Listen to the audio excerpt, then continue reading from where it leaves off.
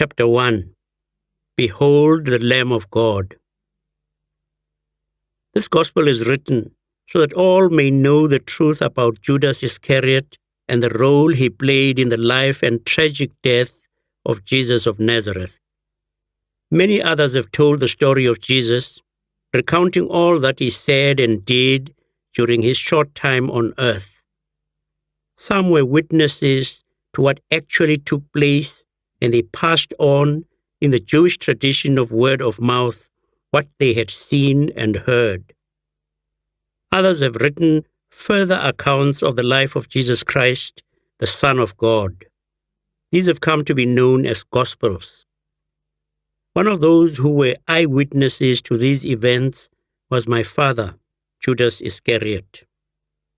I, Benjamin, son of Judas Iscariot, his firstborn, listened to my father's account of what took place at that time and have recorded accurately all that he saw and heard, initially in Aramaic, the language Jesus spoke, and then Greek, which my father taught me from a young age.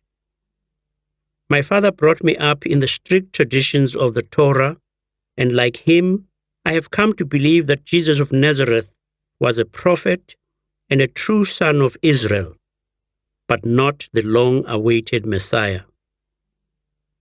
Several other Gospels have recently been written, giving their version of what took place during Jesus' lifetime, but only a few of them, not accepted by the new sect known as Christians, come close to giving a fair account of my father's actions during this period in our history. The others do not begin to understand or fairly record Judas's passionate belief in and commitment to Jesus of Nazareth. Indeed, they have blackened my father's name to the point where he is now thought of as the most infamous of all Jesus' followers. He has been branded a traitor, a thief, and a man willing to accept bribes, and one gospel even falsely reports that he took his own life. None of these judgments, mostly reported since the tragic death of Jesus, was made during his lifetime. Some, determined to prove their case, have suggested that the name Iscariot originates from the Roman word sicarai, which translated means dagger-bearing zealot. Others have stated that it comes from the Hebrew sakar, denoting the false one. The truth is that the name Iscariot derives from the Hebrew Ishkarioth, meaning one from Kerioth, the town in which Judas was born.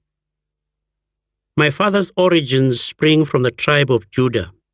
He was raised in Kerioth, a town mentioned in the early history of Israel, loyal to the ancient traditions of the Jews.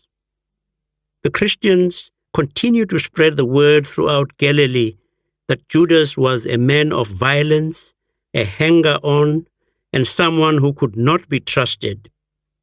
Despite contrary evidence, these libels are still abroad and often repeated by the followers of Jesus, even to the present day. Judas Iscariot was in fact a disciple of John the Baptist and willingly obeyed his command. There goes the man of God, follow him. From that day, my father became a follower of Jesus of Nazareth and was so trusted by the Master that he was later chosen to be one of his 12 disciples. As a child, I listened to my father's account of Jesus' ministry and later recorded his words when I visited him at Khirbet, Qumran, shortly before he was put to death by the Romans. My father has now returned to the God he loved and served so faithfully.